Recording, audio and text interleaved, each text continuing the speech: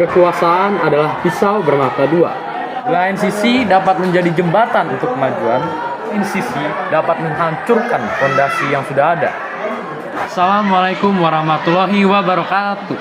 Halo semuanya, perkenalkan nama saya Benedict Thomas Miarja dari SMA Negeri 15 Jakarta.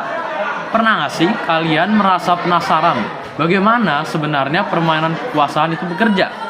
Nah, hari ini kita akan mengulas salah satu buku yang paling menarik sekaligus kontroversial yang pernah ditulis, yaitu The 48 Laws of Power karya Robert Greene. Buku The 48 Laws of Power memiliki jumlah halaman sebesar 492 halaman yang diterbitkan oleh Karin Publishing. Buku ini bukanlah buku self-help biasa. Greene menyajikan 48 hukum yang ia klaim sebagai prinsip abadi untuk meraih dan mempertahankan kekuasaan. Berdasarkan pelajaran dari sejarah filsafat dan psikologi, di tengah arus globalisasi dan perkembangan teknologi modern, buku ini hadir sebagai jembatan bagi pembacanya untuk memahami seluk-beluk manipulasi kekuasaan maupun cara mengaruhi orang lain. Beberapa hal yang perlu digarisbawahi pada buku ini adalah yang pertama, beberapa hukum terdengarnya kejam seperti hukum ke-15, hancurkan musuh sepenuhnya, ataupun yang bersifat manipulatif seperti hukum ke-13, seperti sembunyikan niat Anda.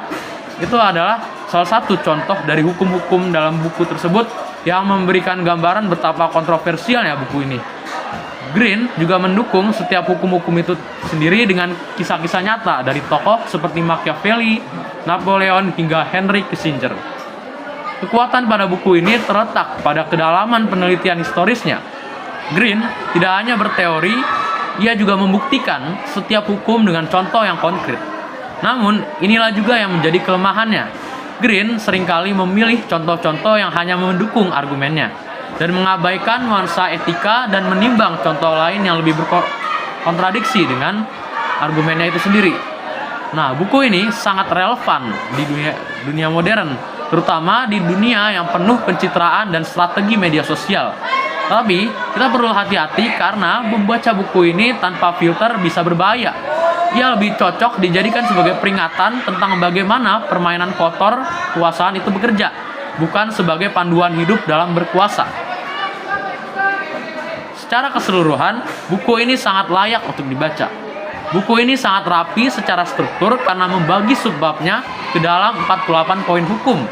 Tapi ingat, kita harus membacanya dengan kritis dan menyaring melalui nilai-nilai moral yang sudah menjadi budaya bagi kita sendiri.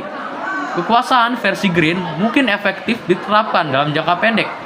Tetapi, apakah cara kita menerapkan akan membawa keberlanjutan atau justru kehancuran? Itu pertanyaan yang harus kita jawab sendiri. Buku ini mengajarkan bahwa kekuasaan bukan hanya tentang menjadi yang terkuat, tetapi tentang menjadi yang paling strategis. Tapi ingat, kekuasaan sejati mungkin justru datang dari kepemimpinan yang bisa melayani, bukan dari manipulasi.